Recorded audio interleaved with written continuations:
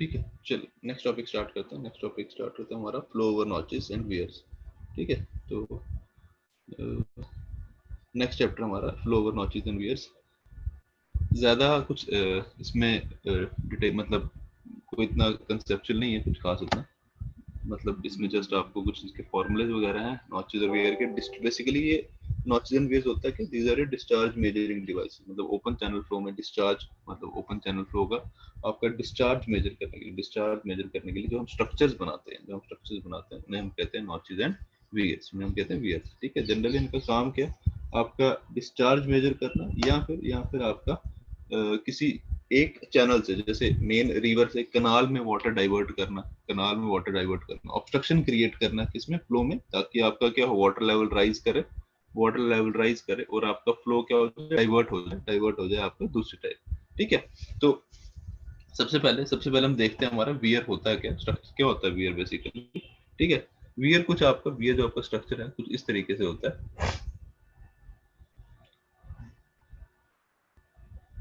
एक ये ऐसे ये मेसनरी स्ट्रक्चर टाइप होता है। There is this masonry structure और इसके ऊपर क्या लगा होता है, गेट लगा होता है। This is a gate. ठीक है, ये आपका गेट लगा होता है यहाँ पे। तो क्या होता है, लेट सपोज यहाँ से आपका फ्लो हो रहा है, तो जैसे जैसे फ्लो आएगा, जैसे फ्लो आ जाएगा धीरे धीरे वाटर लेवल क्या करता जाएगा, राइज करता जाएगा। तो आप यहाँ से गेट ओपन करके फिर क्या कर सकते हो, इसको आप क्या करते हैं, वाटर पास कर सकते हैं, वाटर आपका इसके ऊपर से पास कर सकता है। राइट, तो इसका बेसिकली क्या काम है आपका, वाटर लेवल को राइज करवाना। जैसे लेट सपोज आपने वाटर डाइवर्ट करना, जैसे हमारे रणबीर कनाल वगैरह आता है, गेट्स खोलते हैं। ठीक है ना, बेसिकली है क्या काम आपके, इसका काम क्या, वाटर को मेन रिवर से दूसरे किसी एडजेसेंट कैनाल में क्या करना, डाइवर्ट करना। ठीक है ना, अब हो सकता है उसका लेवल थोड़ा ऊपर हो सकता है लेवल उसका ऊपर हो। तो काम क्या है इसका, सिर्फ वियर लगाया आपने, उससे क्या हुआ, ऑब्स्ट्रक्शन क्रिएट हुई, वाटर लेवल राइज किए और वहां से आपने क्या डाइवर्ट कर दिया अपने दूसरी तरफ। ठीक है, इसी एक सिमिलर टाइप का एक स्ट्रक्चर होता है जिसके बारे में आपने सुना भी होगा, जिसे हम बोलते हैं बराज। बराज सुना है इसके बारे में, बराज ही सुना है, नाम कहीं सुना है बराज का?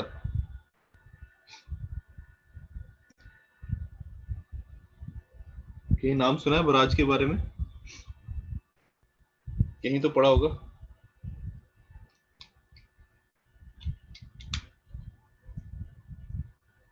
देखो बराज क्या है, बेसिकली बराज भी सेम चीज है। हाँ, बराज भी सेम चीज है, बैरियर टाइप ही है। इसका काम भी यही है आपका, वाटर फ्लो को रेगुलेट करना आपका, मेन रिवर से किसी कनाल में वाटर डाइवर्ट करना। बस डिफरेंस क्या है, यहाँ पे जो गेट्स लगे होते हैं, गेट्स का साइज ज्यादा बड़ा होता है। ये मेसनरी स्ट्रक्चर छोटा है आपका, and this is the gate. इसका मतलब क्या हुआ कि यहाँ पे हम वाटर को ज्यादा रेगुलेट कर सकते हैं। मतलब समझ रहे हो, क्योंकि यहाँ पे देखो, ये जो masonry structure this is fixed, मतलब वाटर जब तक इस लेवल तक राइज नहीं करेगा, इससे ऊपर नहीं आएगा, तब तक आप वाटर को रेगुलेट नहीं कर सकते। बट यहाँ पे क्या, वाटर लेवल जब इससे ऊपर आया, मतलब जैसे ही यहाँ पहुंचा, आप क्या कर सकते हो, उसको डाइवर्ट कर सकते हो। तो इसका मतलब यहाँ पे क्या आपका बराज में क्या है, वाटर के ऊपर रेगुलेशन ज्यादा है। ठीक है ना, यहाँ पे आपका मोर कंट्रोल ओवर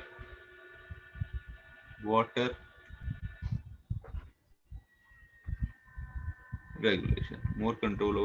रेगुलेशन। ठीक है, अब मैं बताता हूँ ये बराज के बारे में कहाँ पढ़ा होगा आपने। एसएससी की नोटिफिकेशन पढ़ी है पूरी कभी? एसएससी की नोटिफिकेशन आती है, जेई एसएससी जेई की, वहां पे पोस्टें आती हैं। अगर हम ध्यान से देखा, वो सीपीडब्ल्यूडी की पोस्टें निकलती हैं, फिर वो क्वांटिटी सर्वेयर की पोस्टें निकलती हैं, और एक पोस्टें निकलती हैं, अगर ध्यान से पढ़ा हुआ आपने, जेई फरक्का बराज पोस्टें निकलती है, जेई फरक्का बराज की एक पोस्टें निकलती हैं। ठीक है, ये आज नोटिफिकेशन देखना कभी एसएससी जेई का, फरक्का बराज। ये बेसिकली फरक्का बराज कहाँ पे, ये आपका वेस्ट बंगाल पे ब्रह्मपुत्र रिवर पे एक बराज है। मतलब समझ लो ये कितना बड़ा स्ट्रक्चर होता है ये, इसके लिए अलग एक जेई की पोस्ट निकलती है। समझ रहे हो, ये स्ट्रक्चर में ऐसे जो दिख रहा है ना, ये गेट है। ये बेसिकली जैसे हमारा यार यहाँ पे तवी के पास नहीं बन रहा था, यहाँ पे जो ये गेट से बने हुए तवी, चौथे पुल से जो पहले एक स्ट्रक्चर है जो काम रुका हुआ है बेसिकली, जो लेक टाइप बोलते हैं, ठीक है। वो बेसिकली है कि वहाँ पे गेट्स लग रहे हैं आपके, ठीक है ना। वो गेट्स बने थे वाटर को क्या करने के लिए, रोकने के लिए, ठीक है ना। तो इसकी इसकी जो बेसिकली इसकी जो रेगुलेशन है, इसकी ऑपरेशन है, तो ये ऐसे सिंपल स्ट्रक्चर में तो ऐसे डायग्राम में तो ऐसे गेट से बना दिया, लेकिन इसका जो कंट्रोल है, इसका जो रेगुलेशन है वो बहुत कम्प्लेक्स होता है, ठीक है ना। ये स्ट्रक्चर डिजाइन करने में, बनाने में, इसके ऑपरेशन करने में, ठीक है, ये बड़ा कम्प्लेक्स होता है। तो इसलिए समझ लो, देखो ये फरक्का बराज जो है, इसके लिए अलग एक जेई की पोस्ट निकलती है, मतलब समझ लो कितना बड़ा स्ट्रक्चर होगा ये, ठीक है ना। तो एसएससी का नोटिफिकेशन देखना कभी, ठीक है, उसमें अलग एक पोस्ट होती है जेई फरक्का बराज की, ठीक है। वैसे ही आपका एक बराज है यहाँ पे, मैं आता हूँ, जैसे आपका इंदिरा गांधी कनाल के बारे में सुना, इंदिरा गांधी कनाल जो राजस्थान से जाता है, जो सबसे इंडिया का जो सबसे बड़ा कनाल है, जो सबसे बड़ा कनाल है आपका आर्टिफिशियल कनाल बनाया है, दैट इज इंदिरा गांधी कनाल, जो राजस्थान में जो मेन इरिगेशन का जो सोर्स है, ठीक है ना, जो मेन इरिगेशन के जो वाटर सप्लाई का, that is your Indira Gandhi canal. और ये आता है आपका, ये आता है आपका कहाँ से, जहां से इसको डाइवर्ट करते हैं, ये बेसिकली आपका जहां से डाइवर्ट करते हैं, that is your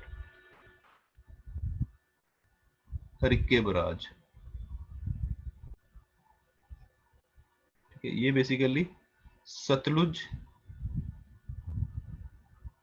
plus Beas, Sutlej और ब्यास जहां पे मीट करती है, जहां पे सतलुज और ब्यास मीट करती है, वहां पे ये बराज है, हरिके बराज। वहां से हम वाटर डाइवर्ट करते हैं अपना राजस्थान की तरफ, मतलब इंदिरा गांधी वाटर, इंदिरा गांधी केनाल की तरफ, ठीक है ना। ये जो हरिके बराज है, ये बनता है आपका सतलुज और ब्यास के, जहां पे मीट करते हैं दोनों, वहां पे एक आपका बराज बनाया हुआ है, दैट इज हरिके बराज, ठीक है ना। यहाँ से हम वाटर डाइवर्ट करते हैं किसमें, आपके इंदिरा गांधी वाटर केनाल में, ठीक है ना।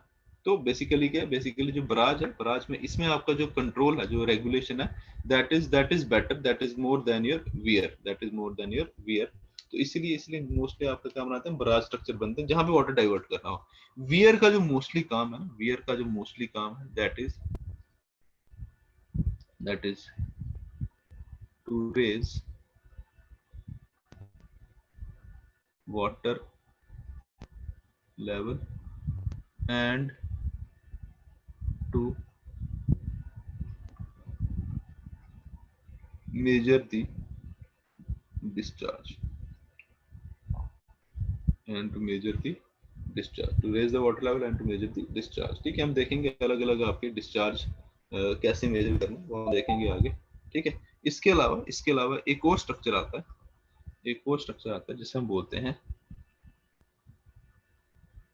नॉच, जिसे हम बोलते हैं नॉच, ठीक है। क्या होता है नॉच, क्या होता है नॉच, ये बता सकते हैं व्हाट इज अ नॉच? ये कॉलेज में प्रैक्टिकल किया होगा यार, फ्लूइड मैकेनिक्स 2 में शायद किया होगा। वो एक टनल सी बनाई होती है, ठीक है, उसके अंदर एक ओपनिंग दी होती है जहां से वाटर आपका बाहर आता है, मतलब टनल सी, मतलब ऐसे आपने लोहे का एक वो बनाया था, कैनाल टाइप बनाया होता है, ठीक है ना। फिर उसके एंड में एक ओपनिंग दी होती है जहां से वाटर बाहर निकलता है, ठीक है। नॉच बेसिकली क्या, समझ लो आपका जो वियर है, जो आपका वियर है उसका मॉडल, ठीक है। Wear is a prototype, notch is a model, ऐसा समझ लो, ठीक है ना। मतलब किसी भी स्ट्रक्चर में, ये होना, एक मिनट यार, क्लोज क्यों हो रही online Wasim, Wasim online class में नहीं बैठा क्या? क्या हुआ, स्क्रीन दिख रही है या किसी को नहीं दिख रही? सर स्क्रीन है? तो दिख रही है। हाँ, दिख रही है सर। दिख रही है सर। अब गई सर, अब गई। गई। मैं फिर से करूंगा शेयर, ये चल दिख रही है सबको? हाँ सर, ये नहीं अब नहीं दिख रही सर। दो बार लिंक करो, ये दो बार मीटिंग क्लोज करो।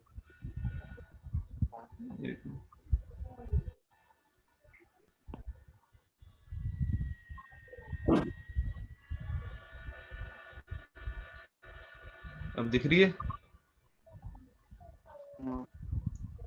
दिख रही है स्क्रीन सबको?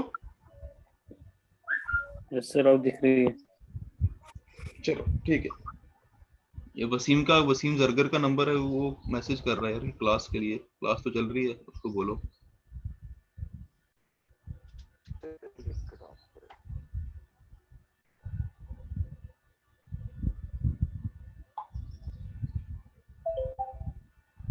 चलो ठीक है। चलो अच्छा, तो नॉच के लिए हम क्या बोलते हैं? Notch, what is a notch? Notch is basically a model of your wear. Basically जब हम प्रैक्टिकल्स करते हैं, जब हम एक्सपेरिमेंट्स करते हैं, तो हम किस पे करते हैं? नॉच के ऊपर। नॉच बेसिकली है क्या? लेट्स सपोज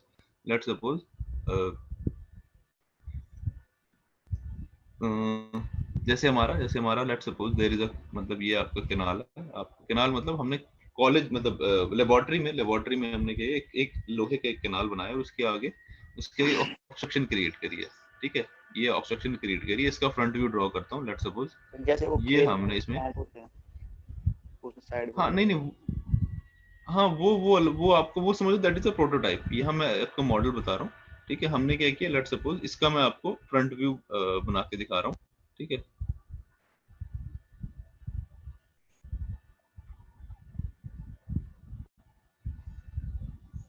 ठीक है, इसी का मैं फ्रंट व्यू ड्रॉ कर रहा हूँ। ठीक है, कौन सा? इस सेक्शन का, जो ये मैंने ये ड्रॉ करी है ना, ये इसका फ्रंट व्यू। और इसमें क्या किया? इसमें हमने क्या किया, एक ओपनिंग दे रखी है।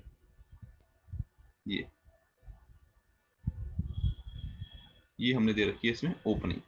समझ रहे हो? मतलब जो ये सरफेस है, दिस इज, ये सॉलिड है, ये भी सॉलिड है। ये बीच में मतलब दिस, ये रास्ता है पानी के लिए बाहर निकलने का। ये रास्ता है पानी के लिए बाहर निकलने का।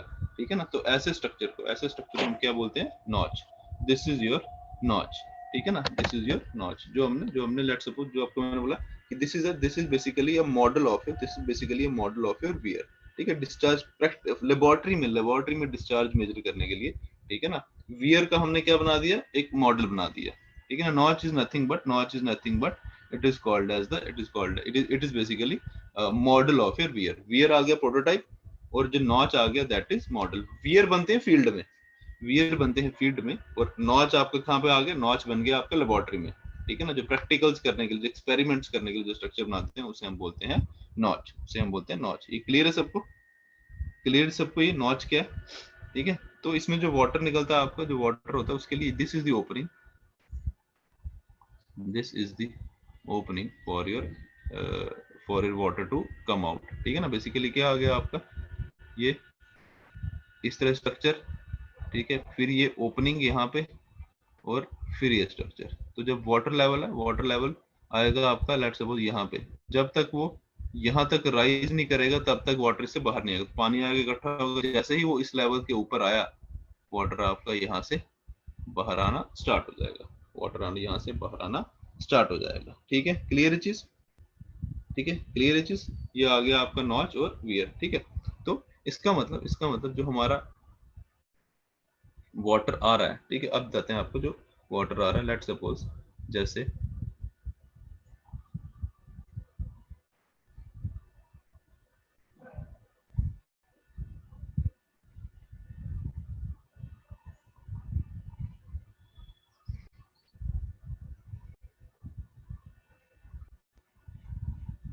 लेट सपोज ये एक कोई वियर है आपका।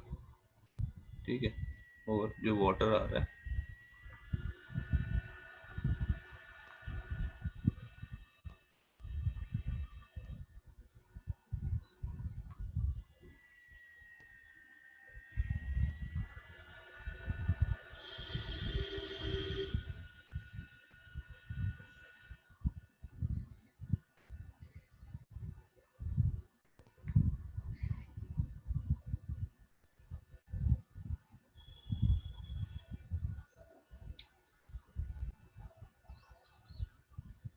Let suppose this is the head of water over wear.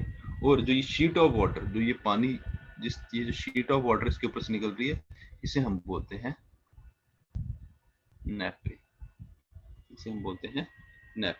ठीक है, समझिए व्हाट इज नैपे? तो nappe is nothing but the sheet of water,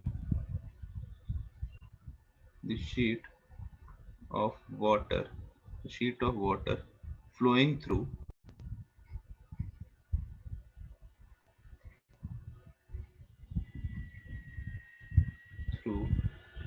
a notch or over a weir, flowing through a notch, notch के बीच में से या weir के ऊपर से, the sheet of water flowing through a notch or over a weir is known as notch, ठीक है ना। तो ये आ गया इसका, ये notch का this is the upper edge of notch, and this is the lower edge, this is the upper edge of notch और ये आ गई lower edge of notch। तो इसका मतलब जो आपका lower edge है, bottom edge of notch है, इसका मतलब the lower or bottom edge of nappe, ठीक है। ये आ गया लोअर एज या बॉटम एज ऑफ nappe और ये आ गया अपर एज ऑफ nappe, ठीक है। इसका मतलब लोअर और bottom edge of nappe is always above the top of weir or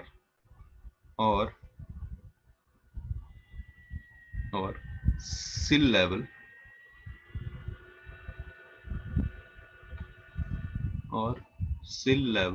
of the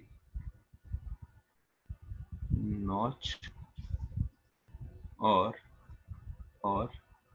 weir, ठीक है ना। तो इसका मतलब जो ये आपका लेवल है जिसके ऊपर से ये वाली एज है किसकी, वियर की, इसे हम बोलते हैं सिल लेवल और यहाँ से हम क्या बोलते हैं, क्रेस्ट लेवल, इसे हम बोलते हैं सिल लेवल और क्रेस्ट लेवल। और नॉच की बात करें, अगर नॉच की बात करें, जैसे ये नॉच है आपकी, इसमें ध्यान रखना वियर में this is the top edge, weir में this is the top edge of weir, ठीक है, टॉप एज ऑफ वियर, क्योंकि this is the bottom, weir का ये बॉटम है and this is the top, ठीक है ना। ये आ गया टॉप और ये आ गया बॉटम, किसके लिए, वियर के लिए। बट नॉच में जिसके ऊपर से नैपे निकल रहे, ध्यान रखना, जिसके ऊपर से नैपे, जिस एज के ऊपर से नैपे निकल रहा है, ये वाली एज, ये एज है, this is the bottom edge, this is the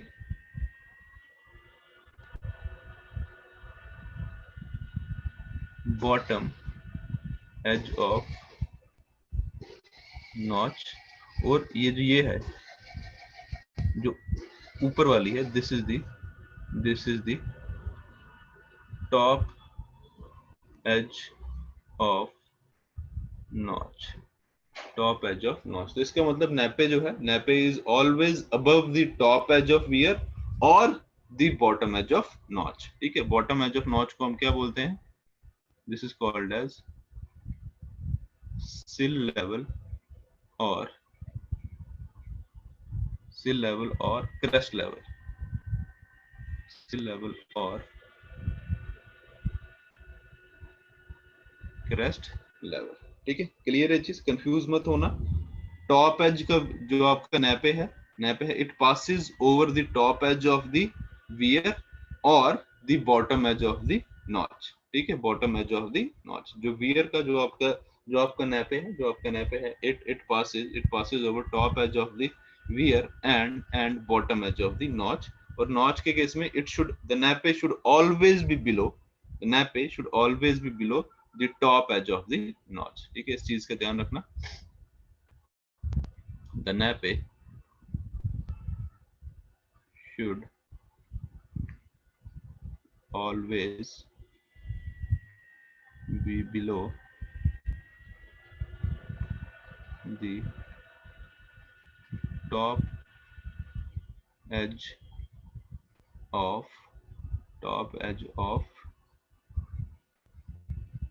notch. ठीक है, क्लियर चीज। तो इस चीज में कंफ्यूज मत होना, जो वियर का टॉप है वो बेसिकली नॉच का बॉटम है, क्योंकि जो आपका नैपे है वियर के टॉप से निकलता है और नॉच के बॉटम एज के ऊपर से निकलता है, और दोनों की हम क्या बोलते हैं, सिल लेवल और क्रेस्ट लेवल। दोनों के लिए ये दिस इज योर सिल लेवल और क्रेस्ट लेवल, सिल लेवल और क्रेस्ट लेवल, सिल लेवल और क्रेस्ट लेवल। ठीक है, क्लियर है ये चीज सबको?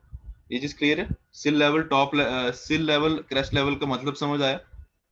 मतलब आपके स्ट्रक्चर का वो एज जिसके ऊपर से आपका जो पानी है वो निकल रहा है, दैट इज कॉल्ड सिल लेवल, दैट इज सिल लेवल और क्रेस्ट लेवल, सिल लेवल और क्रेस्ट लेवल। वियर के केस में उसका जो टॉप होगा वो होगा उसका सिल लेवल, और नॉच के केस में जो उसका ये बॉटम एज है, जो बॉटम एज है जिसके ऊपर से आपका जो पानी है, जो आपका वाटर है, that will pass is your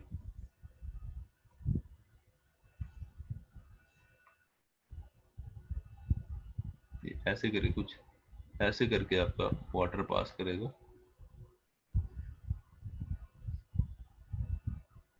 ठीक है, कुछ ऐसे करके आपका वाटर पास करेगा जिसका लेवल बिफोर द ये आ गया, ओवर नॉच आ गया एच। बस यही एच हमें मेजर करना होता है। ठीक है ना, हम फॉर्मुलेस देखेंगे आगे फॉर्मुलेस देखेंगे डिस्चार्ज मेजरिंग के लिए। हमें बस यही एच देखना होता है कि आपके स्ट्रक्चर के ऊपर हेड ऑफ वाटर कितना है, बस यही मेजर करना है। अगर ये मेजर कर लिया हमने तो हम क्या निकाल सकते हैं, हम डिस्चार्ज कैलकुलेट कर सकते हैं। ठीक है, जैसे सबसे पहले बात करेंगे हम फ्लो ओवर अ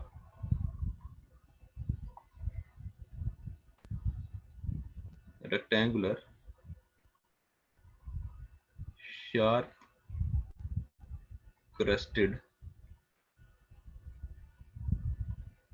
weir। ठीक है, flow over rectangular sharp crested wear. मतलब आपका लेट सपोज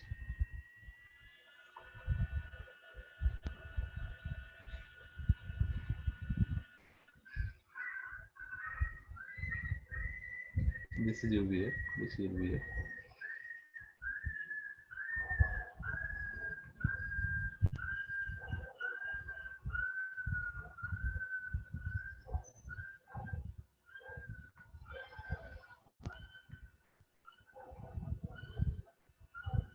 कुछ इसके ऊपर से इस तरीके से क्या हो रहा है, आपका फ्लो कर रहा है, and this is the head of water, over the wear. Sharp crested मतलब ये जो ये इसका टॉप एज है, जो सिल लेवल है, क्रेस्ट लेवल है, इसकी विड्थ क्या है, कम है, इसलिए हम इसे बोलते हैं शार्प क्रेस्टेड। ठीक है, इसकी जो क्रेस्ट लेवल है उसकी विड्थ कम है, इसलिए हम इसे बोलते हैं शार्प। आगे हम ब्रॉड क्रेस्टेड भी पढ़ेंगे, बट शार्प क्रेस्टेड का मतलब क्या है कि जो क्रेस्ट लेवल है उसकी विड्थ जो है वो कम है, इसलिए हम इसे बोलते हैं शार्प क्रेस्टेड वियर। तो इस केस में flow over a rectangular sharp crested weir, इस केस में जो डिस्चार्ज है, that is basically equal to Q is equal to 2/3 CD coefficient discharge square root 2G L H raised to power 3/2, where L is the length of weir,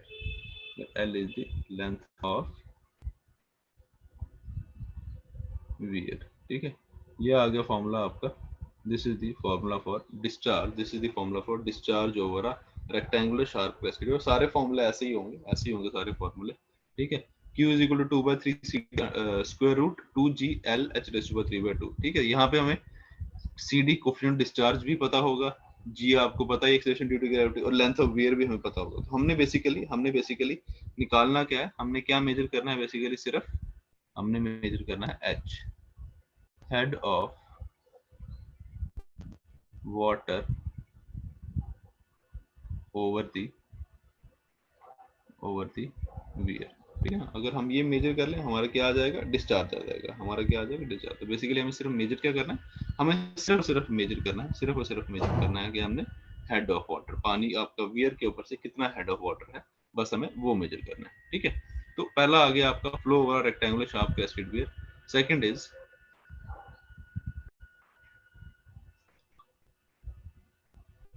flow over a rectangular sharp crested suppressed weir।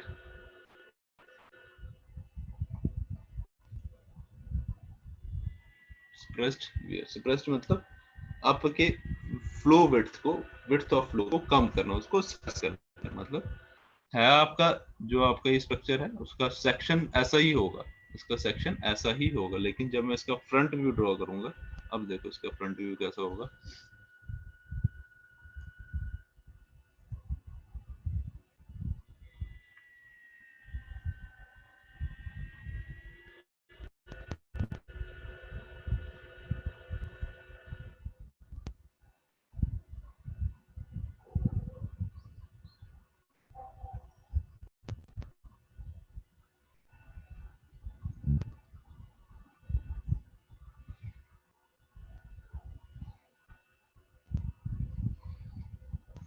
ठीक है, this is the front view.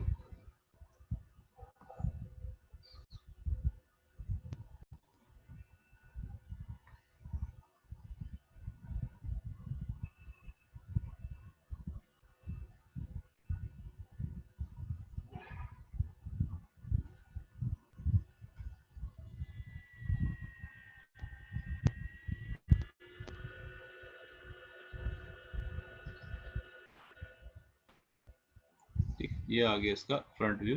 ठीक है, तो side से हम देखेंगे, side से अगर हम साइड व्यू देखें, वो हमें ऐसा ही दिखाई देगा, साइड व्यू हमें ऐसा ही दिखाई देगा। हमने क्या किया, बस इसके अंदर एक क्या कर दी, ओपन क्रिएट कर दी है, इसके अंदर ओपनिंग क्रिएट करिए। ठीक है, अब देखो अब होगा क्या, सप्रेस्ड वियर क्यों बोलते हैं हम इसे, हम सप्रेस्ड वियर क्यों बोलते हैं, बेसिकली जब इसके ऊपर से let's suppose this is the head of water,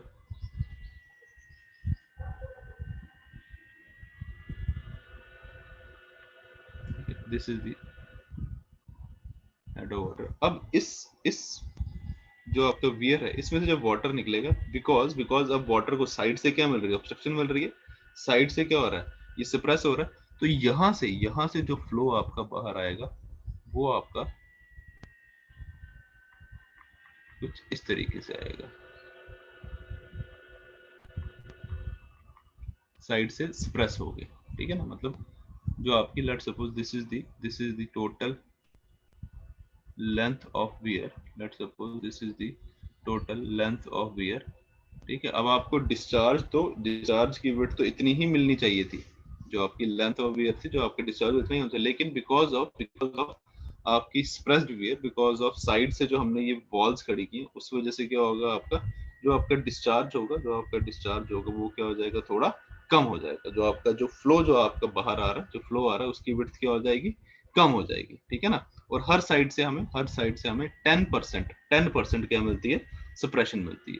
ठीक है, हर साइड से हमें 10% सप्रेशन मिलती है। तो इसका जो डिस्चार्ज होगा that is Q is equal to same formula 2/3 CD underscore 2G, but अब क्या मिल रहा है हमें, 10% सप्रेशन मिल रही है, L minus 0.1 N is the number of sides, कितने साइड से हमें सप्रेशन मिल रही है, 0.1 NH into H raised to power 3/2।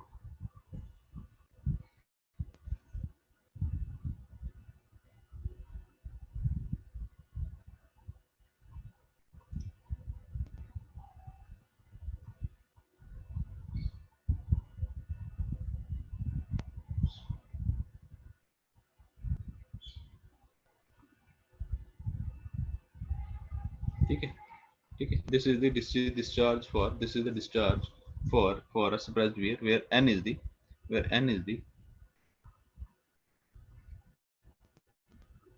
number of side contractions, each side gives 10%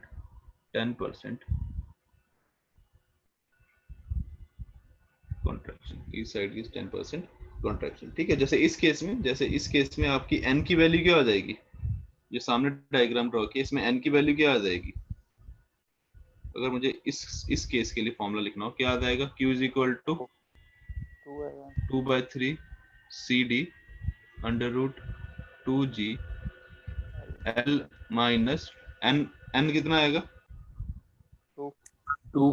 2 दो, हाँ बेसिकली दो साइड से दो से मिल रहा है तो 0.1 इंटू 2 आ जाएगा 0.2 h into h raise to power 3/2 h raise to power 3/2, right. Clear है चीज। वही अगर मैं स्ट्रक्चर में यहाँ पे सेंटर में एक ऑब्स्ट्रक्शन क्रिएट कर दूं, लेट सपोज ये कोई मैंने बीच में एक और कोई वॉल खड़ी कर दी, ठीक है, लेट सपोज बीच में कोई एक और वॉल खड़ी कर दी। अब बताओ इस केस में n कितना आएगा, इसका फॉर्मूला क्या आएगा, q is equal to 2/3 CD under root 2G L minus कितना आएगा, n की वैल्यू क्या आएगी 4, बिल्कुल सही बात है, ठीक है ना। एक कॉन्ट्रैक्शन यहाँ से, एक मिलेगी कॉन्ट्रैक्शन आपको यहाँ से, सिमिलरली एक कॉन्ट्रैक्शन यहाँ से और एक कॉन्ट्रैक्शन वहां से, ठीक है ना। तो आपका n आ गया 4, तो 0.1 into 4 0.4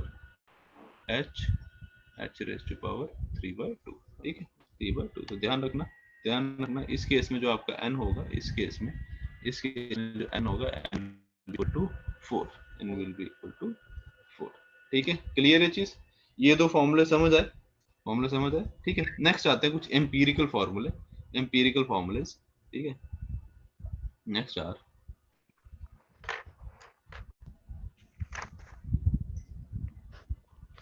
empirical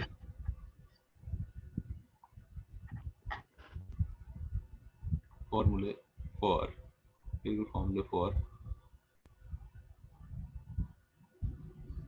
discharge over a rectangular weir,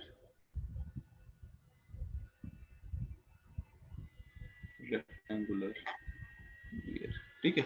empirical फॉर्मूले for discharge over rectangular wear, सबसे पहले आता है आपका, first is Francis formula,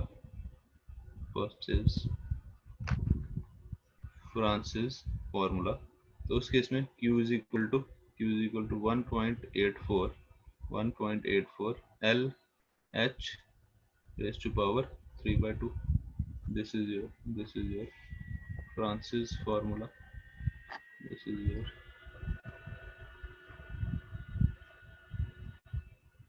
Francis formula, q is equal to 1.84 L h raised to power 3/2। इसको अगर मैं नॉर्मल फार्मूले से कंपेयर करूं, जो आपका नॉर्मल फार्मूला है over rectangular, that is basically 2/3 CD under root 2G L h raised to power 3/2। देखो फॉर्मूला वही है, सिर्फ इन्होंने क्या किया, 2/3 CD अंडर रूट 2G की जगह 1.84 लिख दिया, 1.84 लिख दिया, राइट। अगर मैं इनको कंपेयर करूं दोनों को, इसका मतलब क्या हुआ, दिस इंप्लाइज 1.84 किसके बराबर है, 2/3 CD अंडर रूट 2G के बराबर, राइट। 2/3 तो पता है, G की वैल्यू हमें पता है, यहाँ से हम कोफिशिएंट डिस्चार्ज निकाल सकते हैं इसका, अगर मुझे यहाँ पे कोफिशिएंट डिस्चार्ज निकाल लेंगे, G की वैल्यू पुट करो CD आ जाएगा, ठीक है ना। G की वैल्यू पुट करके जो आपका कोफिशिएंट डिस्चार्ज आता है CD is equal to 0.623, coefficient discharge आता है that is CD is equal to 0.623। तो कहने का मतलब क्या है कि इस केस में फ्रांसिस ने जो कोफिशिएंट ऑफ डिस्चार्ज कंसीडर किया, उसने लिया 0.623, राइट। क्लियर है चीज। तो फ्रांसिस फॉर्मूले में ध्यान रखना, फ्रांसिस फॉर्मूले में जो कोफिशिएंट ऑफ डिस्चार्ज है दैट इज बेसिकली 0.623। हम नॉर्मली फॉर्मूला पढ़ते हैं 1.84 LH रेज़ टू 3/2, ठीक है। पेपर में क्वेश्चन आ जाएगी what is the coefficient discharge considered bye Francis in his formula, तो हमारे दिमाग में आता है यार उसमें तो CD है ही नहीं, उसमें तो कुछ डिस्चार्ज है नहीं, वो सीधे 1.84 LH/3/2 है, ठीक है ना। तो हमारे दिमाग में यही बात आती है कि उसमें तो कोफिशिएंट डिस्चार्ज की टर्म ही नहीं है कोई। बट अगर हम इसको नॉर्मल फार्मूले से कंपेयर करें, वहां से हम कोफिशिएंट डिस्चार्ज की वैल्यू कैलकुलेट कर सकते हैं। तो फ्रांसिस फार्मूले के जो कोफिशिएंट डिस्चार्ज है, फ्रांसिस ने जो अपने एक्सपेरिमेंट्स में जो कोफिशिएंट डिस्चार्ज की जो वैल्यू कंसीडर की, दैट इज 0.623, ठीक है। और इसी में अगर हम एंड कॉन्ट्रैक्शन अगर कंसीडर कर लें, if and contractions are also considered, तो अब क्या बन जाएगा formula, Q is equal to 1.84, क्या डिफरेंस आएगा, L minus 0.1 and H raised to power 3/2, simple. जहां पे एंड कॉन्ट्रैक्शन आए L की जगह ये लिख दो बस, L minus 0.1 NH। वो बाद की बात है आपके N कितने हैं, 1 है, 2 है, 3 है, 4 है, वो बाद की बात है, ठीक है ना। तो पर जहां पे एंड कॉन्ट्रैक्शन है सप्रेस्ड वियर का, वहां पे पूछ ले, वहां पे L minus 0.1 NH, ठीक है। L की जगह आपने ये पूरा एक्सप्रेशन लिख देना है, ठीक है। क्लियर है चीज सबको, ठीक है। नेक्स्ट आता है, next is your basis formula,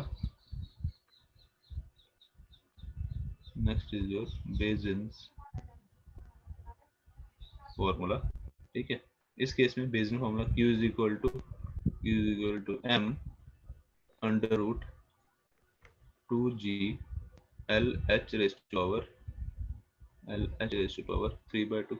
This is your Bayesian's formula.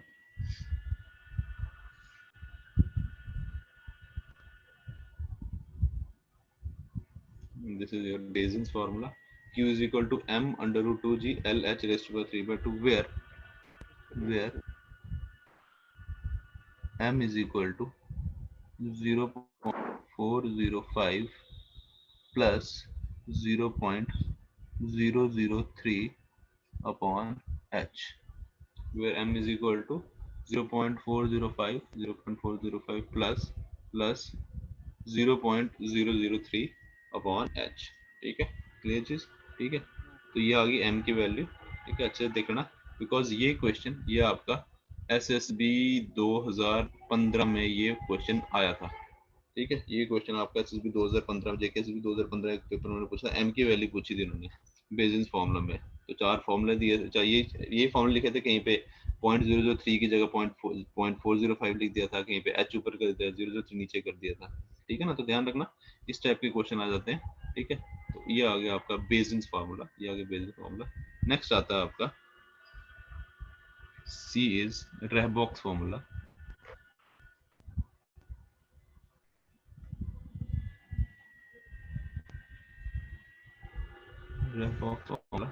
ठीक है। तो इस केस में जो आपका Q है, discharge Q is equal to 2/3 0.605 plus 0.08 h/z plus 0.001 upon h into under root 2g LH raised to power 3/2 LH raised to power 3/2, ठीक है। This is the formula for your discharge using Raybock's formula, यहाँ पे अलग अलग terms के हैं। H क्या आ गया आपका, what is H, height of water above where, ठीक है ना, height of water above crest or sea level, and Z is the height of weir, ठीक है ना, जो weir है उसकी हाइट, ठीक है। इस ये वियर है, let's suppose this is the z, जो आपकी वियर की हाइट है, जो आपके वियर की हाइट है, ठीक है, दिस इज z, ठीक है। तो अगर इसको मैं नॉर्मल फॉर्मूले से कंपेयर करूं, q is equal to 2/3 cd under root 2g l h raise to power 3/2, ये 2/3 यहाँ पे भी है, अंडर रूट 2g भी है, l भी है, और h रेज टू 3/2 है। तो इसका मतलब ये बीच की टर्म, ये जो ये वाली टर्म है, ये किसके बराबर होगी, ये जो ये टर्म है, ये टर्म किसके बराबर होगी, CD के बराबर, एग्जैक्टली। तो that means your coefficient of discharge is equal to 0.605 plus 0.08 h by z plus 0.001 by h, 0.001 by h, ठीक है। this is the coefficient of discharge, this is the value of coefficient of discharge for your Redox formula, तो इसको अच्छे से कर लेना ध्यान से, ठीक है ना।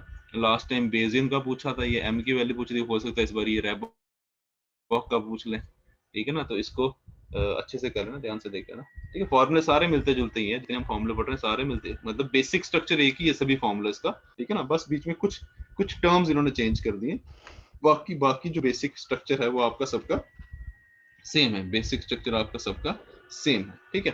चलो नेक्स्ट टॉपिक आता है, that is ventilation of weirs. Next आता है आपका next topic, that is ventilation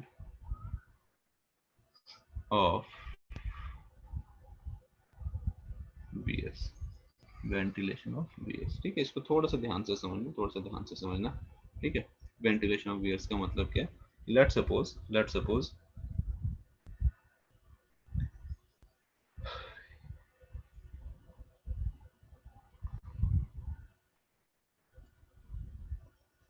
ये आ गया हमारा वियर, जो एक्चुअल शार्प क्रेस्टेड वियर है, उसकी शेप कुछ इस तरीके से होती है।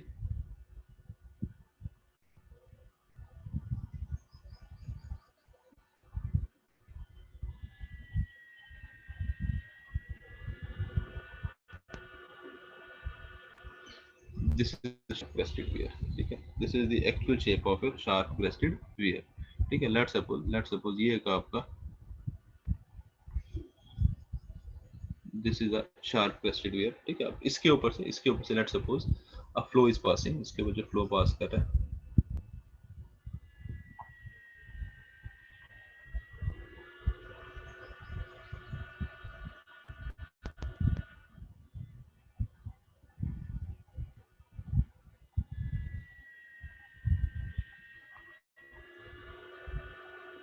ठीक है। लेट्स सपोज ये आ गया आपका flow, this is your nappe and this is your weir, this is your sharp crested weir, ठीक है। चलो अब एक चीज ध्यान से देखो, अगर हम एक कैनाल की बात करें, जब ये आपका वाटरफॉल हो रहा है, ठीक है, ये जो ये बीच की स्पेस है, ध्यान से रखना, ये जो ये बीच की स्पेस है ये वाली, ठीक है, ये जो ये बीच की स्पेस है, अगर इसको ध्यान से देखो, अब इसके पीछे क्या आ गई, इस स्पेस के पीछे वियर, आगे नैपे, ऊपर भी नैपे, नीचे से क्या आ गया आपका जो ग्राउंड सरफेस है, और साइड में क्या होंगी आपकी वॉल्स होंगी, जो आपका कैनाल होगा साइड में क्या होंगी, उसकी वॉल्स होंगी। तो मतलब ये जो बीच की स्पेस है, ये हर डायरेक्शन से क्या होगी, एनक्लोज्ड हो गई है, राइट। पीछे वियर, आगे नैपे, ऊपर नैपे, नीचे आपकी ग्राउंड सरफेस, और ये दोनों साइड्स पे जो साइड्स वाली जगह है वहां पे क्या होगी, वॉल्स होंगी, किसकी, आपकी केनाल की, आपकी वॉल्स होंगी किसकी, केनाल की, ठीक है ना, केनाल की। तो इस केस में क्या होगा, हो जाएगा, जो आपकी बीच की स्पेस है, ये बीच में जो एयर है, ये बीच की जो ये एयर है, this air will be entrapped from all the sides, मतलब इस एयर के लिए ना तो इस जगह में एयर आने की जगह है, और ना ही इस जगह से, ना ही यहाँ से एयर एस्केप होने की कोई जगह है, ठीक है। बाहर जाने की भी कोई जगह नहीं है, और नई एयर आने की भी कोई जगह नहीं है, ठीक है ना, ठीक है, क्लियर है चीज। तो अब होता क्या, जैसे इसके ऊपर से फ्लो पास करता है, जैसे आपके इसके ऊपर से फ्लो पास करते जो एयर है, it starts dissolving in the water. ठीक है, जो ये ऊपर से वाटर आपका नैपे निकल रहा है, ये क्या होता है, इसके साथ इसके अंदर अंदर क्या है, डिसॉल्व होना स्टार्ट होती है, राइट। तो धीरे धीरे क्या होता है, फ्लो के साथ, इस फ्लो के साथ ये सारी की सारी एयर क्या कर जाती है, निकल जाती है, राइट। सारी की सारी एयर आपकी इस नैपे के साथ, आपकी सारी की सारी एयर इस एयर जो है इस नैपे के साथ क्या जाती है, निकल जाती है। ठीक है, जब एक बार सारी एयर निकल गई तो बीच में क्या बचा यहाँ पे, खाली जो हाँ क्या बचा, वो क्या बन गया यहाँ पे, वैक्यूम बन गया, बिल्कुल वैक्यूम बन गया, यहाँ पे वैक्यूम बन गया, मतलब सारी की सारी एयर निकल गई यहाँ से, तो बीच में क्या बन गया, वैक्यूम बन गया। वैक्यूम बना मतलब नेगेटिव प्रेशर क्रिएट हो गया, वैक्यूम बना तो इसका मतलब क्या हो गया, नेगेटिव प्रेशर क्रिएट हो गया। जब नेगेटिव प्रेशर क्रिएट हुआ तो यहाँ पे क्या होगा, ये क्या करेगा, इस नैपे को सक्शन सक करना स्टार्ट कर देगा, अंदर की तरफ खींचना स्टार्ट कर देगा, अंदर की तरफ खींचना स्टार्ट करेगा। तो इसके बाद इसमें क्या होगा कि कुछ देर बाद आपकी जो ये नैपे होगा, ये कुछ इस तरीके का बन जाएगा।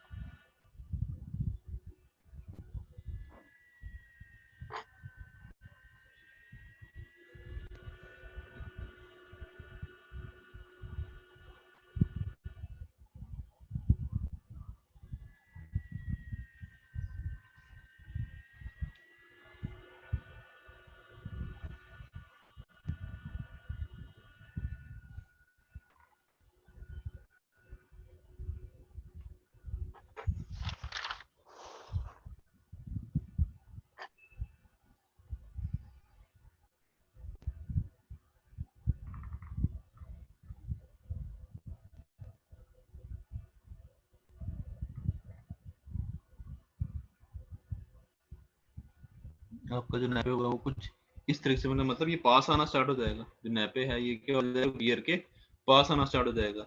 जब थोड़ा सा वो पास आता है, इसे हम बोलते हैं डिप्रेस्ड नैपे, इसे हम बोलते हैं डिप्रेस्ड नैपे, इसे बोलते हैं डिप्रेस्ड नैपे। बेसिकली हो क्या रहा है, because all the air has been removed, तो उसके कारण क्या, सक्शन क्रिएट, ये पानी को और खींच रही है, अपनी तरफ खींच रही है पानी को। ठीक है, उससे क्या होगा, ये क्या होगा, जो नैपे है वो धीरे धीरे वियर के क्लोज आना स्टार्ट हो जाएगा, वियर के पास आना स्टार्ट हो जाएगा। ठीक है, तो ऐसे नैपे को हम बोलते हैं डिप्रेस्ड नैपे। और जो नैपे है आपका,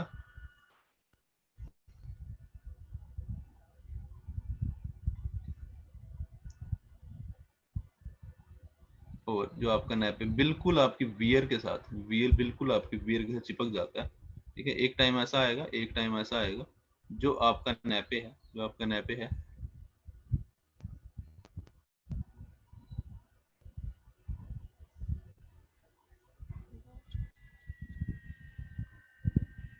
वो कुछ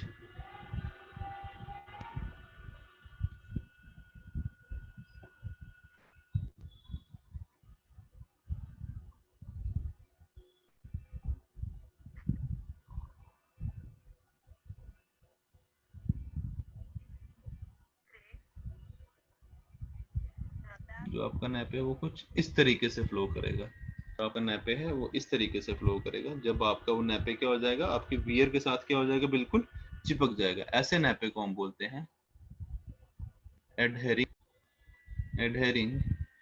और क्लिंगिंग नैपे। ऐसे नैपे को हम ये बोलते हैं एडहेरिंग और क्लिंगिंग नैपे।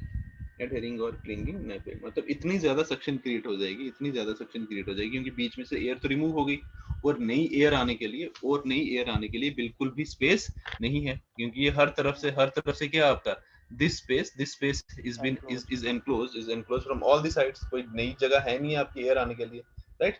तो अब इससे होगा क्या, जो आपका नैपे है that it will cling, it will get attached to the wear, क्योंकि इतनी सक्शन क्रिएट हो जाएगी, जो आपका जो वियर है, जो आपकी नैपे है वो आपके वियर के साथ अटैच हो जाएगी, ठीक है। अब दिक्कत क्या है इससे, कि ये हो गया, तो अब क्या दिक्कत होगी इससे, अब मेरे को चीज बताओ इससे। वॉल्स को वो पड़ेगी ना, स्ट्रेस हाँ पड़ेगा। बिल्कुल वो बिल्कुल सही बात है। ठीक है, हम डिस्चार्ज की टर्म से बात करते हैं कि अब मैं कुछ चीज बताओ, अब इसका डिस्चार्ज जब ये आपका नैपे जब एडहरिंग नैपे बनेगा या डिप्रेस्ड नैपे बनेगा, आपका डिस्चार्ज बढ़ेगा कि कम होगा?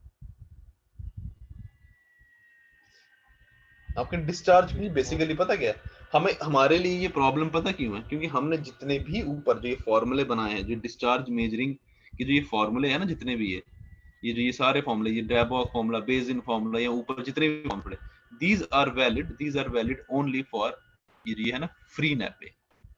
ये जितने भी हमने फॉर्मूले बनाए हैं, ये आपके फ्री नैपे के लिए ही एप्लीकेबल है। डिप्रेस्ड और एडहेरिंग नैपे के लिए ये एप्लीकेबल नहीं है। ठीक है, क्यों नहीं है? बेसिकली होता क्या, बिकॉज ऑफ सक्शन। आप हो क्या रहे, एयर निकल के तो सक्शन क्रिएट होगी। सक्शन के कारण क्या होता है कि ये और ज्यादा वाटर खींचना स्टार्ट कर दिया ऊपर से। सक्शन हो रही है, नेगेटिव प्रेशर हो रहा है, सक्शन मतलब पानी को सक कर रही है। तो दैट मींस आपका, हाँ बेसिकली जैसे हमने सक्शन पंप लगा दिया आपके आउटलेट एज पे, ठीक है ना। तो इससे होता क्या आपका बेसिकली आपका जो डिस्चार्ज है वो इंक्रीज हो जाता है, जो आपका डिस्चार्ज है वो बढ़ जाता है, ठीक है ना। तो डिस्चार्ज ओवर एडहेरिंग और क्लिंगिंग नैपे, जो ये वाला नैपे है, discharge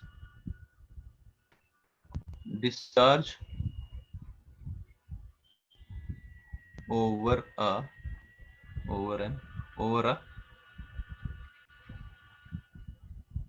a adhering or clinging nappe is about 25 to 39% more than free nappe। ठीक है, मोर देन फ्री नैपे। और जो आपका जो डिप्रेस्ड नैपे है, यहाँ पे जो डिप्रेस्ड नैपे है, यहाँ पे discharge is 6 to 7% more. Discharge is 6 to 7% मोर, ठीक है ना। तो इसका मतलब अगर हम डिप्रेस्ड नैपे या क्लिंगिंग नैपे से डिस्चार्ज मेजर करेंगे, अगर हम डिप्रेस्ड नैपे क्लिंगिंग नैपे से डिस्चार्ज मेजर करेंगे, इट विल बी वो आपका ज्यादा होगा एज कम्पेयर टू फ्री नैपे। तो इसलिए हमने जो फॉर्मूले लगाए हैं ऊपर, हमने जो फॉर्मूले बनाए हैं, हम उनको यूज नहीं कर सकते। अगर हम वो यूज करेंगे तो हमें रिजल्ट क्या मिलेगा? गलत ही मिलेगा। हमें रिजल्ट मिलेगा क्या? गलत ही मिलेगा। तो इसलिए हमें क्या करना पड़ता है, हमारे जो डिप्रेस्ड नैपे हैं, जो आपके यहाँ क्लिंगिंग नैपे हैं, उन्हें हमें क्या फ्री नैपे में कन्वर्ट करना पड़ता है। या फिर हमें ऐसी कंडीशन बनानी पड़ती है कि आपका जो नैपे है वो कभी भी आपका डिप्रेस्ड या फिर क्लिंगिंग ना बने। मतलब करना क्या है बेसिकली, क्या करना है हमें, मतलब बेसिकली वहां पे करना है कि एयर सर्कुलेशन, वहां पे हमें क्या करनी है, एयर सर्कुलेशन बनानी है वहां पे, कि किसी तरीके से वहां पे क्या बने रहे, वहां पे एयर सर्कुलेशन बने रहे। तो उसके लिए करते क्या बेसिकली जो साइड वॉल्स है ना, ये तो आ गया वियर, ये अपर नैपे, ये आ गया ये लोअर, जो साइड वॉल्स है, यहाँ पे हम क्या देते हैं? वेंटिलेशन होल्स देते हैं। जो आपकी साइड वॉल्स हैं, यहाँ पे हम क्या देते हैं?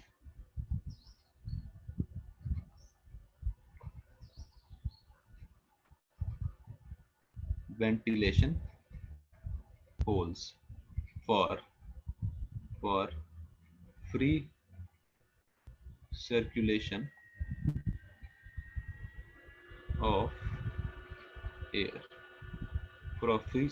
of air, right. क्या किया हमने इस सिचुएशन को, आपके एडहेरिंग नैपे या फिर आपकी जो क्लिंगिंग नैपे वाली जो सिचुएशन बन रही है, इसको अवॉइड करने के लिए हमने क्या कर दिया, हमने जो साइड वॉल्स हैं वहां पे क्या दे दी? Ventilation holes. अब वेंटिलेशन होल से होगा क्या? आपकी एयर पास करती रहेगी, आपकी एयर की सर्कुलेशन क्या रहेगी? बनी रहेगी। वैक्यूम नहीं बनेगा। तो जो वैक्यूम नहीं बनेगा तो हमारी सिचुएशन आपकी क्या बन रहेगी? फ्री नैपे। तो आप फॉर्मूला इजीली अप्लाई कर सकते हो, ठीक है ना। क्लियर है चीज। जो हमने फॉर्मूले ध्यान रखना, जितने भी ये फॉर्मूले हमने पढ़ने, जितने भी हमने फॉर्मूले पढ़े हैं, जो अभी आगे पढ़ेंगे, ये वियर के लिए पढ़ लिया, हम नॉचेस की बात करेंगे अभी हम। जितने भी हमने फॉर्मूले पढ़े हैं, these are only applicable for free nappe, ठीक है ना। तो आपका जो एडहेरिंग नैपे है या फिर जो आपका डिप्रेस्ड नैपे है, इसमें से डिस्चार्ज ज्यादा होता है। यहाँ पे डिस्चार्ज 6 to 7% ज्यादा है, और यहाँ पे जो डिस्चार्ज है इट इज 25 to 39% मोर। तो इसका मतलब अगर हम नॉर्मल फॉर्मूला यहाँ पे लगाएं, जो हमने ऊपर डिराइव किए हैं फॉर्मूले, वहां पे करना क्या बेसिकली, फॉर्मूला लगाने में कौन सी कोई रॉकेट साइंस करनी है, हमें सिर्फ ये एच मेजर करना है, ये एच मेजर कर लिया, फॉर्मूला लगा दिया। बट अब हमें जो डिस्चार्ज मिलेगा वो ज्यादा मिलेगा कम मिलेगा। अगर हम नॉर्मल फार्मूला, लेट सपोज मैं नॉर्मल फार्मूला अगर एक एडहेरिंग या क्लिंगिंग नैपे पे लगाता हूँ तो मेरे को डिस्चार्ज ज्यादा मिलेगा कि कम मिलेगा एक्चुअल से? ज्यादा। एक्चुअल से जो डिस्चार्ज मिलेगा मेरे को वो तो कम मिलेगा ना, वो तो कम मिलेगा, एक्चुअल तो ज्यादा है, ज्यादा एक्चुअल तो ज्यादा है। हाँ एक्चुअल तो ज्यादा है ना 20% फॉर्मूला लगाया मैंने नॉर्मल वाला, Q is equal to 2/3 CD under root मिलेगा सर 2G नॉर्मल L वाला। H रेशो पर, ये तो उतना ही, हाँ ये तो नॉर्मल वाला मिलेगा। बट जो आपका क्लिंगिंग एडहेरिंग नैपे होता है यहाँ पे डिस्चार्ज 25 to 39% ज्यादा होता है, यहाँ पे ज्यादा होता है। तो हमें जो डिस्चार्ज मिलेगा वो नॉर्मल मिलेगा, मतलब हमें कम डिस्चार्ज मिलेगा। तो इसका मतलब हमारी जो कैलकुलेशन होंगी वो गलत होंगी, हमारी जो कैलकुलेशन होंगी वो गलत होंगी। इसीलिए हम क्या करते हैं, हम चाहते हैं कि हमारी फ्री नैपे वाली सिचुएशन बनी रहे, ये कंडीशन बनी रहे, ताकि हमारी जो कैलकुलेशन है उसमें कोई एरर ना आए, राइट। तो उसके लिए हम क्या करते हैं, हम देते हैं वेंटिलेशन होल्स, ठीक है, ये देते हैं वेंटिलेशन होल्स, ताकि हमारा फ्री नैपे, हमारी एयर सर्कुलेशन होती रहे और हमारा क्या बना रहे, फ्री नैपे की कंडीशन हमारी बनी रहे, ठीक है। क्लियर है चीज सबको? ये चीज क्लियर है? वेंटिलेशन होल्स का क्या काम है, वेंटिलेशन होल्स का क्या काम है, ठीक है। चलो नेक्स्ट आता है अब आपका, next is flow over a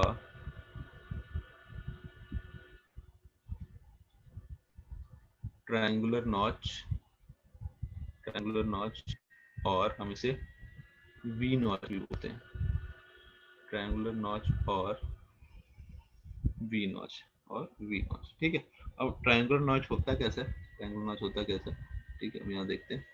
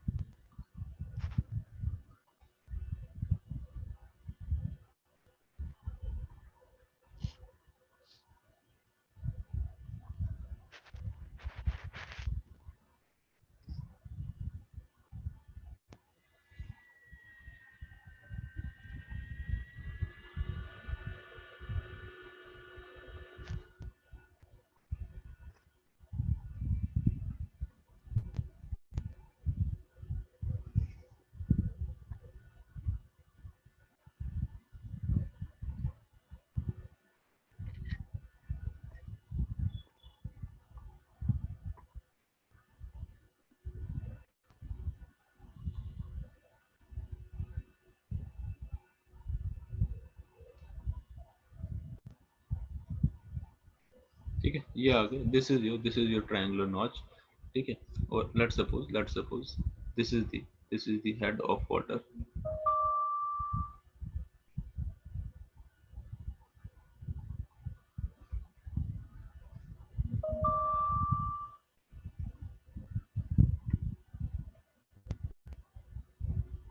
this is the head of water that is passing over the notch, ठीक है। लेट्स सपोज ये हेड आ गया आपका, let's suppose this is H, let's suppose this is H, ये आ गया H, ठीक है। एंड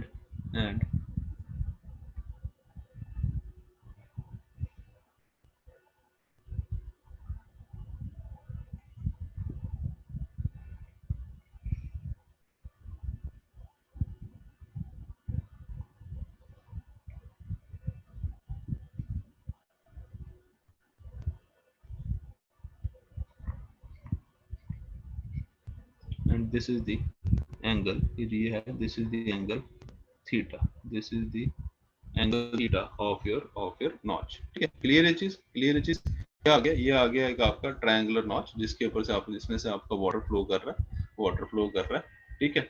और and H is the head of water, ठीक है। अब होता क्या बेसिकली आपका, अब यहाँ पे होता क्या, आपका जो डिस्चार्ज है यहाँ पे ट्रायंगुलर नॉच में जो डिस्चार्ज है, that is Q is equal to 8/15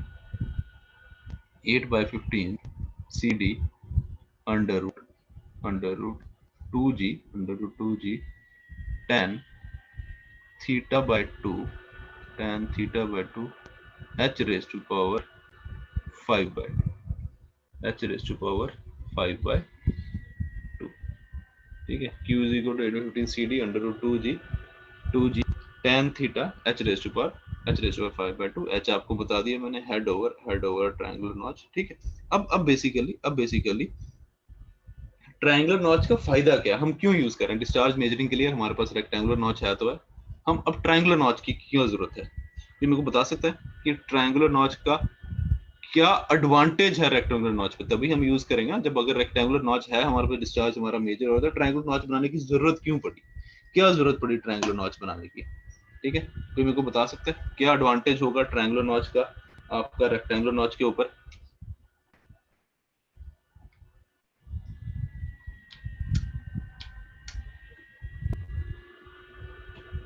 एक ट्रायंगुलर नॉच का एक रेक्टेंगुलर नॉच के ऊपर क्या एडवांटेज है?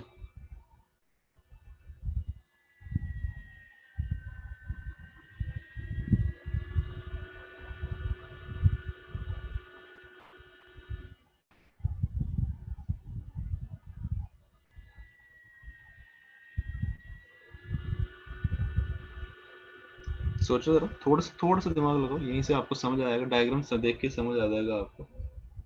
लेट्स सपोज आपका डिस्चार्ज बहुत कम है, लेट्स सपोज डिस्चार्ज आपका बहुत कम है, ठीक है। एक ये आ गया आपका ट्रायंगुलर नॉच, और मैं दूसरा इसी के साथ एक रेक्टेंगुलर नॉच भी बना देता हूँ। Let's suppose this is a rectangular wear या रेक्टेंगुलर नॉच, को भी ले लो, ठीक है। लेट्स सपोज डिस्चार्ज बहुत कम है मेरा, डिस्चार्ज मेरा बहुत कम है। अब डिस्चार्ज मेजर करने के लिए बेसिकली हमने मेजर क्या करना पड़ता है? अगर मैं ट्रायंगुलर नॉच या रेक्टेंगुलर नॉच का यहाँ फॉर्मूला लिखूं, 2/3 CD under root 2G h raise to power 3/2। Ultimately हम मेजर क्या कर रहे हैं? हम सिर्फ और सिर्फ ये h कैलकुलेट करते हैं, हम h कैलकुलेट करते हैं अल्टीमेटली। बाकी तो सब कुछ कांस्टेंट है, वो हमें सब पता है, CD पता है, G पता है, tan थीटा एंगल हमें पता है, L हमें पता है, हमें सब कुछ पता है, हमें सिर्फ h मेजर करना होता है, ठीक है। लेट्स सपोज डिस्चार्ज आपका बहुत कम है, डिस्चार्ज बहुत कम है, तो जब आपका ध्यान से सुनना, जब आपका फ्लो रेक्टेंगुलर नॉच के ऊपर से पास करेगा, ध्यान सुनना, जब आपका फ्लो रेक्टेंगुलर नॉच के ऊपर से पास करेगा, उस केस में h कितना होगा? Since discharge is very less, तो आपका h भी होगा वो बहुत कम होगा, h जो होगा वो बहुत कम होगा, क्योंकि विड्थ ज्यादा है ना, विड्थ ज्यादा है। वहीं सेम डिस्चार्ज के लिए ध्यान से रुकना, अब एरिया क्या है? लेंथ इनटू हाइट, यहाँ पे तो लेंथ इनटू विड्थ जो भी है आपका। अब सेम डिस्चार्ज के लिए जब मैं ट्रायंगुलर नॉच पे आता हूँ, सिंस इसकी बॉटम विड्थ तो है ही नहीं ना, ट्रायंगुलर है, तो इस केस में जो h की वैल्यू होगी वो क्या होगी? आपको ज्यादा मिलेगी, h की वैल्यू हमें ज्यादा मिलेगी, राइट। क्लियर चीज, मतलब मेजरेबल वैल्यू मिलेगी, ठीक है, जिस वैल्यू को हम मेजर कर सकते हैं। तो बेसिकली ट्रायंगुलर नॉच का जो एडवांटेज है रेक्टेंगुलर नॉच के ऊपर क्या है कि ट्रायंगुलर नॉच हम बहुत कम डिस्चार्ज मेजर करने के लिए भी यूज कर सकते हैं, क्योंकि बेसिकली जब डिस्चार्ज बहुत कम होगा तो रेक्टेंगुलर नॉच में आपको height of head of water बहुत कम मिलेगा, बहुत कम हो सकता है, आपको मेजर भी नहीं कर पाओ प्रॉपरली।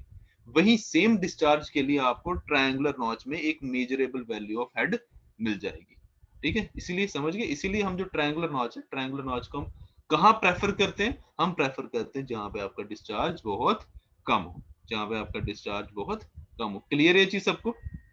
ये चीज क्लियर है? ये वाला फंडा समझ आया कि हम ट्रायंगुलर नॉच क्यों यूज कर रहे हैं?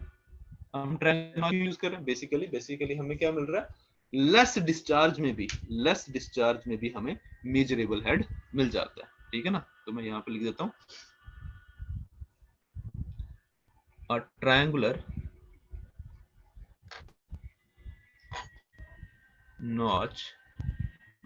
नॉच और wear is preferred to a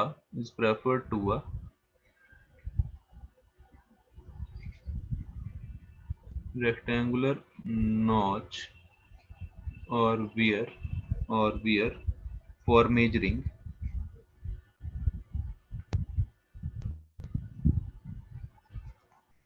less discharge, for measuring less or low discharges. समझ आया ये चीज?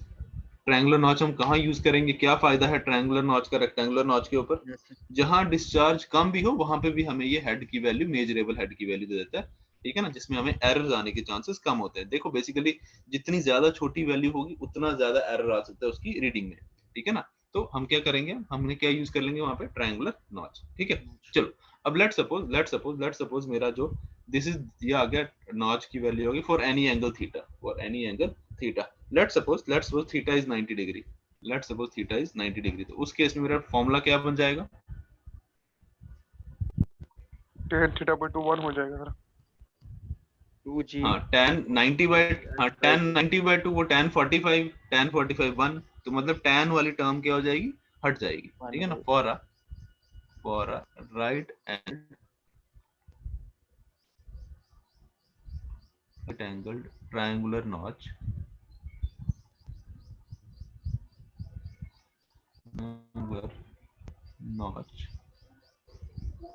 Q is equal to 2 by 3 CD under root 2G under root 2G H के power 5 H raised to power 5 by 2, H raised to power 5 by 2, sorry 2 by 3 नहीं 8 by 15 है, sorry 8 by 15 है, 2 by 3 तो rectangular के case में आता है। Q is equal to 8 by 15 CD under root 2G H raised to power 5 by 2, H raised to power 5 by 2, ठीक है। चलो ये आ गया, this was your triangular notch. Second बात करते हैं, नेक्स्ट बात करते हैं flow over a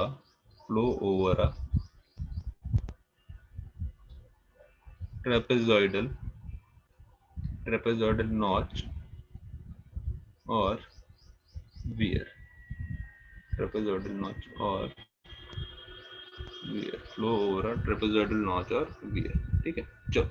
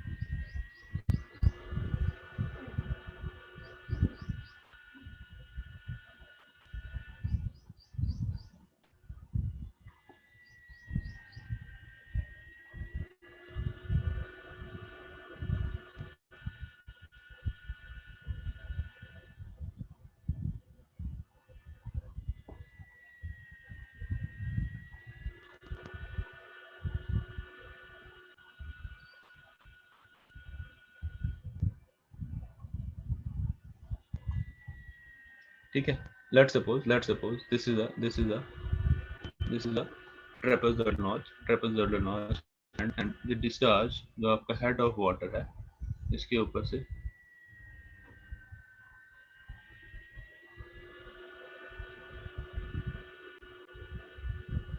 this is the head of water, ठीक है, this is the head of water over the notch, this is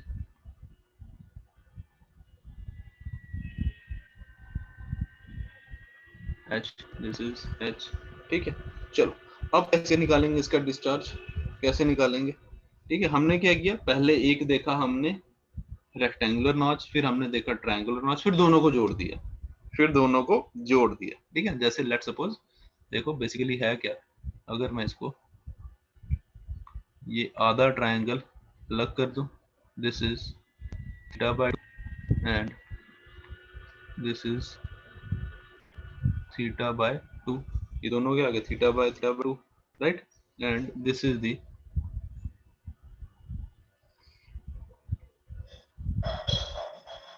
the length ठीक है। अगर इसको ध्यान से देखा जाए, ये बीच का पोर्शन है, जो ये बीच का पोर्शन है, ये वाला, ये क्या आ गया, this is a rectangular wear या रेक्टेंगुलर नॉच, राइट। और जो साइड वाले, ये दो पोर्शन है, ये वाला और ये वाला, अगर इन दोनों को निकाल के मैं अलग जोड़ दूं तो ये क्या बन जाएगा, अगर इन दोनों को निकाल के मैं अलग जोड़ दूं ये क्या बन जाएगा, एक ट्रायंगुलर नॉच। ये क्या बन जाएगा, एक, हाँ नहीं, एक ट्रायंगल एक रेक्टेंगुलर, दो आधे ट्रायंगल है वो, ठीक है ना, उन दोनों को जोड़ के, हाँ, एक ट्रायंगल एक रेक्टेंगल। तो that means discharge over a trapezoidal notch is nothing but एक रेक्टेंगुलर नॉच का डिस्चार्ज प्लस एक ट्रायंगुलर नॉच का डिस्चार्ज, राइट। तो मतलब ट्रेपेजॉइडल नॉच से जो टोटल डिस्चार्ज है वो क्या हो जाएगा, दो, एक आपके रेक्टेंगुलर नॉच और एक ट्रायंगुलर नॉच के दोनों के डिस्चार्ज का सम। तो that means Q is equal to 2/3 CD under root 2G L H raised to power 3/2 plus 8/15 CD under root 2G tan theta/2 H raised to power 5/2। क्या किया हमने सिर्फ और सिर्फ एक रेक्टेंगुलर नॉच और एक ट्रायंगुलर नॉच को जोड़ दिया, वो बन गया हमारा ट्रेपेजॉइडल नॉच, राइट। क्लियर है चीज सबको, ट्रेपेजॉइडल नॉच समझ आया, ठीक है। एक रेक्टेंगुलर नॉच और एक ट्रायंगुलर नॉच को हमने जोड़ दिया, हमने क्या किया, एक ट्रायंगल के बीच में एक रेक्टेंगल डाल दिया, ठीक है ना, वो क्या बन गया आपका ट्रेपेजॉइडल नॉच, ठीक है। नेक्स्ट आता है, next is special form of trapezoidal notch. Next is special form of trapezoidal notch, जिसे हम बोलते हैं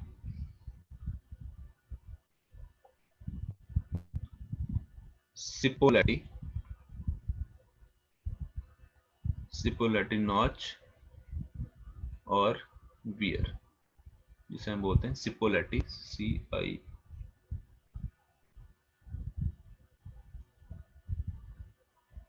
CIPOLLETI Cipollati notch और weir, ठीक है। अब देखो बेसिकली Cipollati notch और weir है क्या, this is a trapezoidal notch only, ये ट्रेपेजॉइडल नॉच ही है, लेकिन इसका एडवांटेज क्या है, स्पेशल फॉर्म क्यों बोलते हैं, बेसिकली स्पेशल फॉर्म इसको इसीलिए बोलते हैं, देखो अगर हम एक नॉर्मल रेक्टेंगुलर नॉच लें, अगर एक नॉर्मल रेक्टेंगुलर नॉच हमने वियर ले लिया, तो अब यहाँ पे होगा क्या, आपकी साइड की एंड कॉन्ट्रैक्शन की वजह से क्या हो जाएगा, एक आ जाएगा आपका लॉसेस होंगे। यार एक मिनट होल्ड करना, मैं अभी आया, एक मिनट।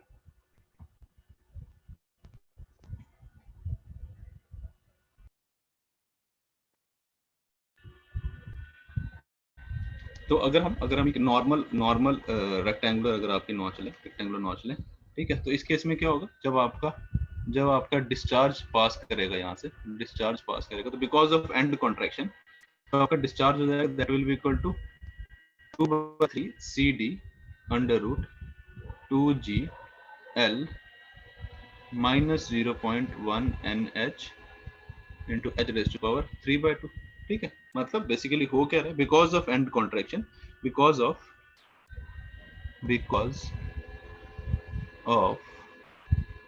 एंड कॉन्ट्रैक्शन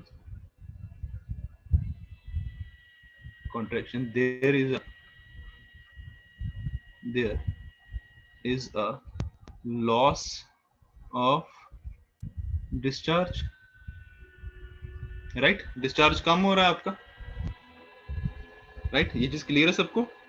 हमारा एंड कॉन्ट्रैक्शन की वजह से क्या हो रहा है, हमारा डिस्चार्ज कम हो रहा है, राइट। ऊपर हमने क्या देखा, अगर हमने ये एक ट्रेपेजॉइडल नॉच देखी, हमने ट्रेपेजॉइडल नॉच देखी। इसमें क्या हो रहा है आपका, इसमें क्या हो रहा है आपका, इसमें एक रेक्टेंगुलर नॉच और एक ट्रायंगुलर नॉच, दोनों का क्या हो रहा है, सम हो रहा है। डिस्चार्ज है, discharge basically sum of rectangular notch and triangular notch, right. इस केस में देखो आपका जो हमने डिस्चार्ज का फॉर्मूला लिया, हमने जो डिस्चार्ज का फॉर्मूला लिया कौन सा, रेक्टेंगुलर नॉच वाला। इसमें देयर इज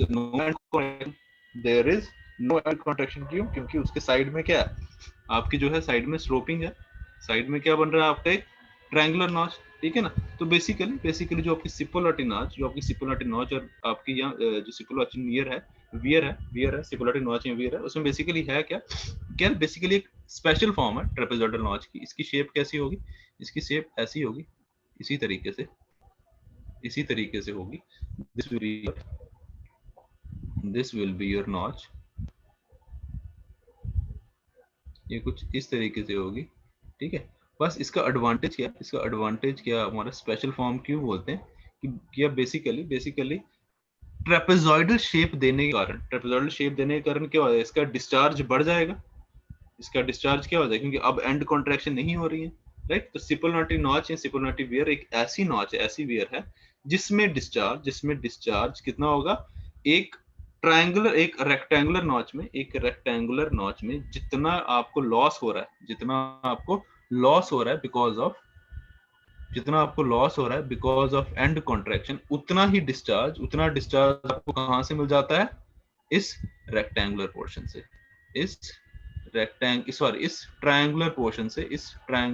से आपको उतना ही डिस्चार्ज आपको क्या मिल जाता है, इस ट्रायंगुलर पोर्शन से। Let's suppose this angle is θ/2, ठीक है ना। तो what is Cipolletti weir, Cipolletti notch, this is the notch in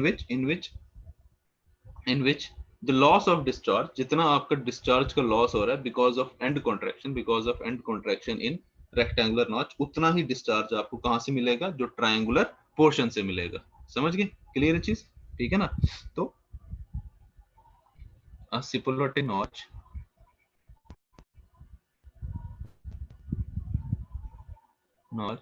compensates the loss of discharge through a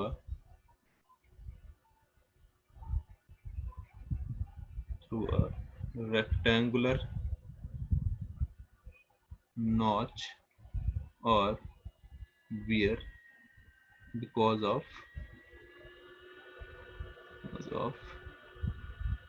end contractions, समझ गए चीजें।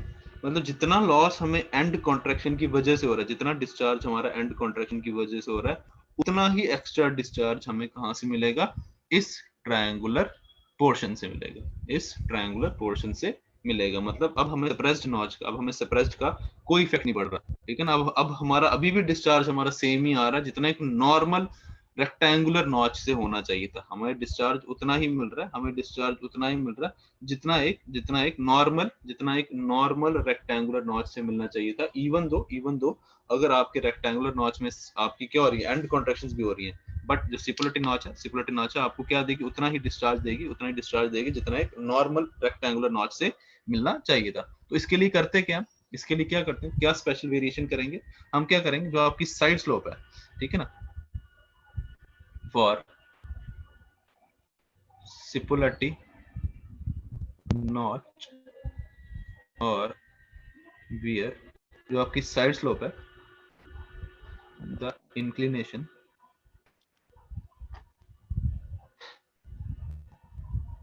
of sloping sides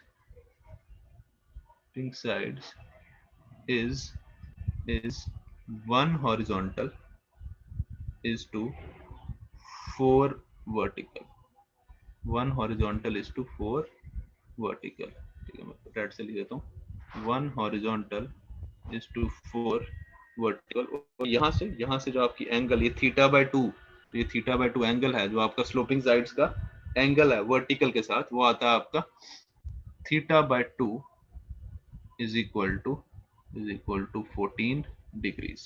ठीक है, यहाँ से आपको क्या थीटा बाय 2 आ जाता है, that comes out to be 14 degree. ध्यान रखना, this is for a Cipolletti weir, this is for a Cipollati notch or Cipollati wear for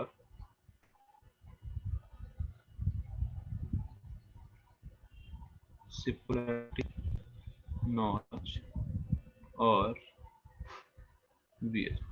ठीक है, इसका मेन फंडा समझे, Cipollati notch और Cipollati wear का इसका मेन फंडा क्या है, ठीक है ना, कि जितना लॉस हमें एक रेक्टेंगुलर नॉच में बिकॉज ऑफ एंड कॉन्ट्रैक्शन से हो रहा है, उतना ही एक्स्ट्रा डिस्चार्ज हमें क्या कहां से मिल जाएगा, सिपोलेटी नॉच में जो साइड में ट्रायंगुलर पोर्शन बन रहे हैं उतना ही हमें डिस्चार्ज वहां से मिल जाएगा। ठीक है ना, तो इसका मतलब यहाँ पे आपको उतना ही डिस्चार्ज मिलेगा जितना एक नॉर्मल रेक्टेंगुलर नॉच या वियर से मिलेगा, जितना एक रेक्टेंगुलर नॉच या वियर से मिलेगा। ठीक है ना, जितना लॉस हमें एंड कॉन्ट्रैक्शन की वजह से हो रहा है उतना ही डिस्चार्ज, उतना ही एक्स्ट्रा डिस्चार्ज हमें कहां से मिल रहा है, ट्रायंगुलर पोर्शन से, उतना ही हमें एक्स्ट्रा डिस्चार्ज कहां से मिल रहा है, ट्रायंगुलर पोर्शन से। ठीक है, क्लियर है चीज। तो इसका मतलब आपका सिपोलेटी वियर में डिस्चार्ज किसके बराबर होगा, क्यू किसके बराबर होगा, डिस्चार्ज किसके बराबर होगा,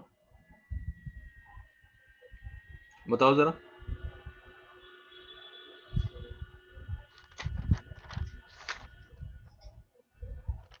हमें सिपोलेटी, ध्यान से सुना मेरी बात, सिपोलेटी वियर से डिस्चार्ज किसके बराबर मिल रहा है, एक सिपोलेटी वियर से डिस्चार्ज हमें किसके बराबर मिल रहा है, मतलब टोटल डिस्चार्ज किसके बराबर है, एक नॉर्मल रेक्टेंगुलर वियर के बराबर, क्योंकि जितना लॉस हमें उसमें एंड कॉन्ट्रैक्शन की वजह से होगा उतना हमें एक्स्ट्रा डिस्चार्ज कहां से मिल जाएगा, ट्रायंगुलर पोर्शन से।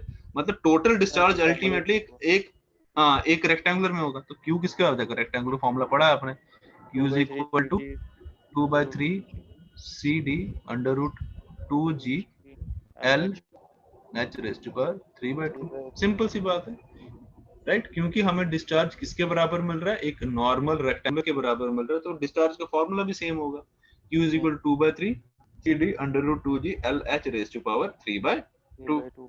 ठीक है, सिपोलेटी वियर का फंडा समझा, फंडा याद रखो यार, फंडा क्या है इसका, बेसिकली क्या है कि जितना लॉस हमें एक रेक्टेंगुलर नॉच में बिकॉज ऑफ एंड कॉन्ट्रैक्शन से होगा उतना ही एक्स्ट्रा डिस्चार्ज हमें कहां से मिल जाएगा, जो सिपोलेटी वियर में जो आपके साइड के ट्रायंगुलर पोर्शन होंगे। तो अल्टीमेटली टोटल डिस्चार्ज तो वापस आपका रेक्टेंगुलर नॉच के बराबर ही हो गया, अल्टीमेटली टोटल डिस्चार्ज जो है वो रेक्टेंगुलर नॉच के बराबर, तो वही हमने फॉर्मूला लिख दिया।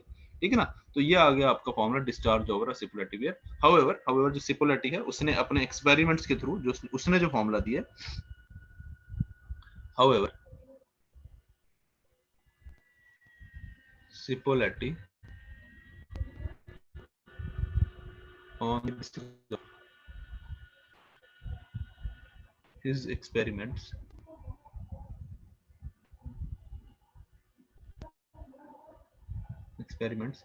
gave the following formula for calculation of discharge। ठीक है, इसने क्या फॉर्मूला दिया, Q is equal to 1.86 L H raise to power 3/2। Q is equal to 1.86 L H raise to power 3/2। ठीक है, क्लियर है चीज, क्लियर है चीज। यस ठीक है, ये किसने दिया, सिपोलेटी ने दिया आपका, on the basis of his experiments. ठीक है, क्लियर है। ठीक है, चलो अभी इतने रखते हैं, इसके बाद शाम को कंटिन्यू करते हैं। इसके दो ही टॉपिक रह गए, एक एरर्स और दूसरा आ गया ब्रॉडकास्टेड वेव। छोटा सा टॉपिक है, दोनों 10-15 मिनट में हो जाएंगे, तो उसके बाद लास्ट चैप्टर आपका स्टार्ट कर लेंगे। कौन सा, क्या कह रहे हो, अगला टेस्ट सर कौन सा सब्जेक्ट का करेंगे, आप लोग बताओ यार, आप लोग बताओ, डिसाइड करके कौन सा देना है, जो आप बोलोगे वही ले दो। रेलवे का हो गया, हाईवे का हो गया। एक हफ्ता सर टाइम ज्यादा होता है ना, मजा आता है, फिर आसानी से हो जाता है, पहले ही पता लग गया। हाँ तो आप बता दो ना आपने किसका देना है, जो आप लोग बोलोगे। चलेगा सर, इरिगेशन